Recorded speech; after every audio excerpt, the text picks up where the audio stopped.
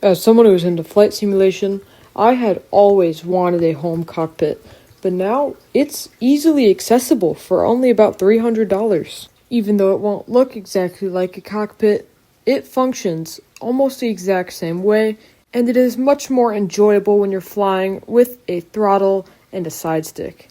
This home cockpit consists of 4 major parts: my keyboard, my mouse, my TCA side stick, and my TCA throttle and flap and speed brake quadrants. All of this provides a realistic feel to flying, and it really makes flight sim more enjoyable. Although all of this does come at a pretty high cost, it is really worth it, since these are all long-term items that I have and will use for a long time.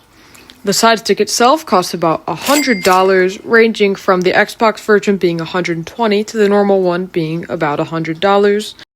The throttle quadrant is $120, with the flap and speed brake add-ons also being $120, adding up to about $240 for that piece.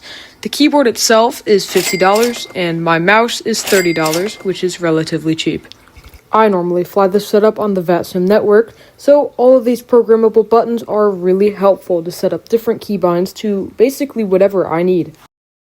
And you might be wondering, why didn't I include rudder pedals? This is actually because the side stick comes with a built-in rudder axis function. The side stick itself does come with a twist axis, which can be bound to the rudder.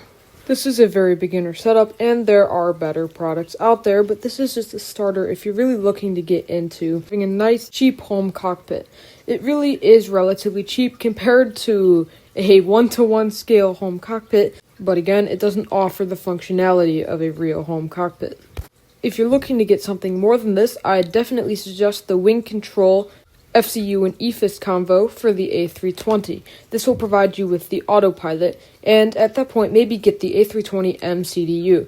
This will mean you'll barely have to do anything with your mouse during flight. Overall, all these products together look really nice, and the functionality of it feels amazing, and it kind of feels like you're actually flying the aircraft compared to flying with just a keyboard and mouse. I would most definitely suggest you getting these products if you're looking to get into flight simulation or looking to build a budget home cockpit. This can also be done with making your own wooden frame or buying a frame online and adding these to the cockpit, which adds another level of realism.